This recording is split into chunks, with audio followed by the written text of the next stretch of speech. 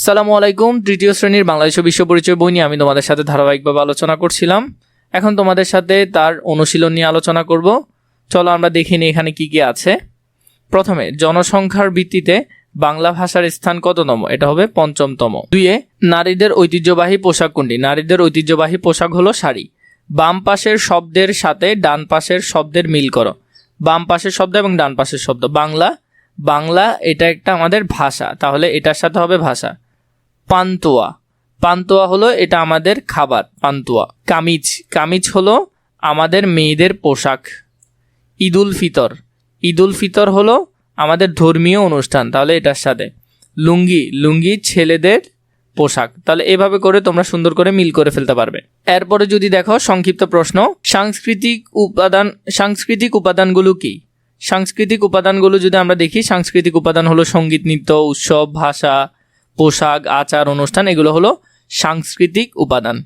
তারপর ২ নম্বর আছে বিভিন্ন নৃগোষ্ঠীর কয়েকটি পোশাকের নাম লেখো। বিভিন্ন নৃগোষ্ঠীর কয়েকটি পোশাকের নাম, যেমন চাকমারা পরে পিনান ও খাদি, বা এটা হাদি হবে। এরপর সাঁওতালরা পরে ফেতা। এই ধরনের বিভিন্ন পোশাকের নামগুলো তোমরা এখানে লিখতে পারবে। এরপরে আগের মতো করে আমি তোমাদেরকে এই বর্ণনামূলক প্রশ্নের উত্তরগুলো ছোট করে দিব, আবার বড় করেও দিব, বড়টা যাতে তোমরা পরীক্ষায় লিখতে পারো। ১ নম্বরে আমাদের দেশে প্রচলিত সঙ্গীত, নৃত্য ও উৎসবের একটি তালিকা তৈরি করো। তাহলে এটা যদি করি, আমাদের দেশে প্রচলিত সঙ্গীত, নৃত্য ও উৎসবের একটি তালিকা তৈরি।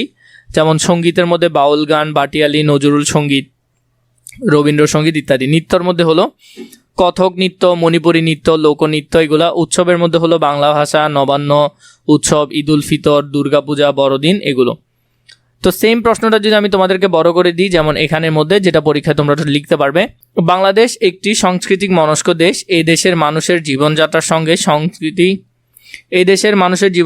সঙ্গে সঙ্গীত, নৃত্য ও উৎসব গভীরভাবে জড়িত। আমাদের দেশে বিভিন্ন ধরনের সঙ্গীত প্রচলিত রয়েছে, যেমন ভাওয়াল গান, বাটিয়ালি গান, জারি গান, সারি গান, নজরুল সঙ্গীত, রবীন্দ্রসঙ্গীত ও আধুনিক গান। এইসব গানে আমাদের দেশের প্রকৃতি, জীবনযাপন ও অনুভূতি প্রকাশ ঘটে। এরপরে হলো নৃত্য, আমাদের সংস্কৃতির আরেকটি গুরুত্বপূর্ণ অংশ। আমাদের দেশ কথক নৃত্য, মণিপুরী নৃত্য, লোকনৃত্য, সাঁওতাল নাচ, ধামাইল ইত্যাদি প্রচলিত রয়েছে।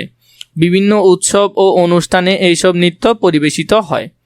এরপরে হলো উৎসব, আমাদের জীবনে আনন্দ বয়ে আনে। বাংলাদেশে বাংলা নববর্ষ, নবান্ন উৎসব, ঈদুল ফিতর, ঈদুল আজহা, দুর্গাপূজা, বড়দিন ও বৌদ্ধ পূর্ণিমা পালিত হয়। এইসব উৎসব আমাদের মাঝে সম্প্রীতি ও সৌহার্দ্য সৃষ্টি করে। তাই বলা যায় সঙ্গীত, নৃত্য ও উৎসব আমাদের সংস্কৃতির গুরুত্বপূর্ণ উপাদান।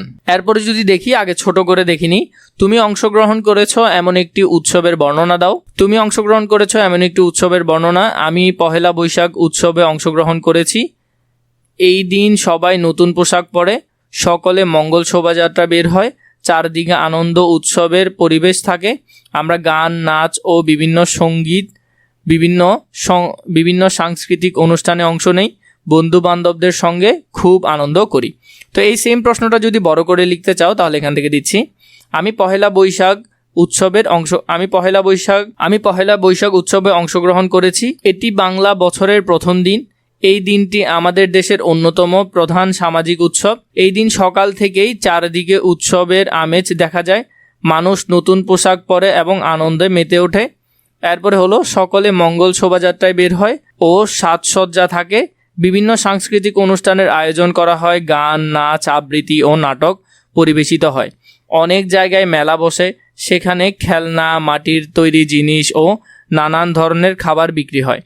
আমরা পান্তা ইলিশ খাই এবং বন্ধুদের সঙ্গে আনন্দ করি। এই উৎসব আমাদের মাঝে ভ্রাতৃত্ব ও সম্প্রীতি গড়ে তোলে। সবার অংশগ্রহণে দিনটি আনন্দমুখর হয়ে ওঠে। তাই পহেলা বৈশাখ আমার কাছে খুবই প্রিয় একটি উৎসব। তো এখান থেকে তোমরা এটারও আনসার সুন্দর করে লিখে ফেলতে পারবে। পরবর্তী অধ্যায় প্রয়োজন হলে বা অন্য কোনো বইয়ের ভিডিও প্রয়োজন হলে নিশ্চয়ই কমেন্ট করে জানাবে।